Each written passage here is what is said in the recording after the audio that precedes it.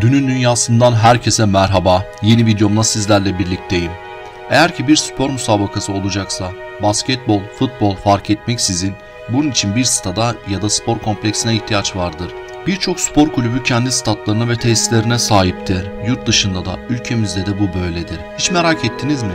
Bu statlara isimleri verilen kişiler kimlerdir ve neden statlara isimleri verilmiştir? Gerçekten keyifli ve dünün dünyasına yakışan bir içerikte sizlerleyim.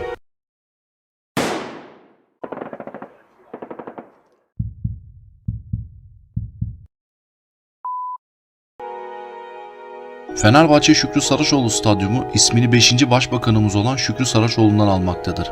Kendisi eski bir siyasetçidir. Özellikle Dışişleri Bakanlığı yaptığı dönemde patlak veren 2. Dünya Savaşı'nda başarılı politikaları sayesinde ülkemizi savaştan uzak tutmayı başarmıştır.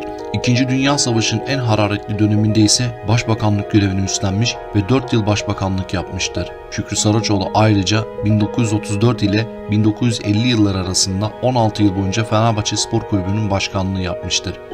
Kuşdili Çayırı'ndaki arazi 1932 yılında onun çabalarıyla Fenerbahçe Kulübü'nün oldu. Hem bugün üzerinde kendi adını taşıyan stadyumun yükseldiği araziyi Fenerbahçe'ye kazandırması hem de 23 Şubat 1934 günü oynanan olaylı geçen Fenerbahçe-Galatasaray maçından sonra Fenerbahçe'nin kapatılmasına kadar gidecek cezalar gündeme geldiği sırada kulübe sahip çıkmıştır.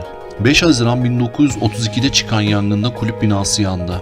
Başta Mustafa Kemal Atatürk olmak üzere dönemin devlet yöneticileri bu zor döneminde Fenerbahçe'ye yardım edilmesine karar verdi. Kulüp binası yok olan Fenerbahçe'nin hiç olmazsa kendi stadyumuna sahip olması için yine Saraçoğlu'nun çabalarıyla Fenerbahçe Stadyumu 10 taksitte ödenmek koşuluyla 9.000 liraya Fenerbahçe Spor Kulübü'ne satıldı. Bununla birlikte Fenerbahçe, Türkiye'de stat mülkiyetine sahip olan ilk kulüp olma özelliğini kazandı. 36.000 metrekarelik sahanın ve tesislerin alınması için gereken paranın 500 lirasını bizzat Atatürk vermiştir. 1998 yılında dönemin Fenerbahçe Başkanı Aziz Yıldırım bu stada Şükrü Saraçoğlu Stadı'nın adının verilmesini uygun görmüştür. Trabzon ilinin ilk beden eğitimi öğretmenidir ve stadın yapılmasında emeği geçmiştir. 1899 yılında Trabzon'un Vakfıkebir ilçesinin Çavuşlu köyünde dünyaya geldi. İlk orta tahsilini Trabzon'da yaptı ve Trabzon Mahalli Mektebi'nden mezun oldu. İstiklal Savaşı'na katılarak cephede düşmana karşı savaştı. 1925 yılına kadar Akçabat, Sürmene ve Trabzon'da ilkokul öğretmenliği yaptı. 1926 yılında ünlü spor adamı Selim Sırrı Tarcan tarafından İstanbul'da açılan beden eğitimi kursuna katıldı ve buradan diploma aldı. Trabzon tarihinin ilk beden eğitimi öğretmeni olarak tarihe geçen Hüseyin Avni Aker, Trabzon Lisesi, Muallim Mektebi ve Ticaret Lisesi'ne atandı. Buralardaki başarılı hizmetlerinden sonra Beden Terbiyesi Bölgesi As Başkanlığı, şimdiki Gençlik ve Spor İl Müdürlüğü görevini üstlenerek Trabzonspor'un en üst makamına yükselen değerli spor adamı yaşama veda ettiği 1944 yılına kadar bu görevi sürdürdü. Avni Aker görevde bulunduğu yıllar içinde Trabzon'a bir stat kazandırmak ve bugün stadın bulunduğu araziyi bu amaçla istimlak etmek için çok uğraştı. Onun müthiş çabası daha sonra adının verildiği stadı Trabzon futboluna kazandırdı. Ali Samiyen Spor Kompleksi. Ali Samiyen öğrenim gördüğü Galatasaray Lisesi'ndeki edebiyat dersinde sınıf arkadaşlarıyla birlikte bir futbol kulübü oluşturmaya karar verdi. 1905 yılının Ekim ayında kurulan Galatasaray Spor Kulübü'nün 1 numaralı kurucu üyesi oldu.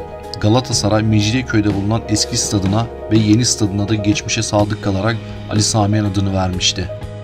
İsmet İnönü, Osmanlı döneminde albay, Cumhuriyet döneminde orgeneral ve eski Genelkurmay Başkanı olan Cumhuriyet'in ilanından sonra Türkiye'nin ilk başbakanı, ikinci Cumhurbaşkanı, İstiklal Madalyası sahibi Türk asker ve siyasetçidir. Cumhurbaşkanlığı görevini Mustafa Kemal Atatürk'ün vefatından bir gün sonra 11 Kasım 1938'den 22 Mayıs 1950 tarihine kadar sürdürmüştür. CHP kurultayı tarafından kendisine Milli Şef unvanı verilmiştir. İnönü, Kurtuluş Savaşı'na katılmış, Lozan Anlaşması'nı imzalamış ve birçok defa başbakanlık görevini üstlenmiştir. 1925-1937 yılları arasında 12 yıllık kesintisiz başbakanlık süresi olmakla birlikte toplam 17 yıl 11 ay ile Türkiye Cumhuriyeti tarihinin en uzun süre başbakanlık yapmış kişisidir. Beşiktaş Stadı'na adı verilmesi ise stadın yapımının Cumhurbaşkanlığı yaptığı döneme denk gelmesidir. Yeni yapılan stada oy birliğiyle mevcut Cumhurbaşkanının adının verilmesi karar kılınmıştır.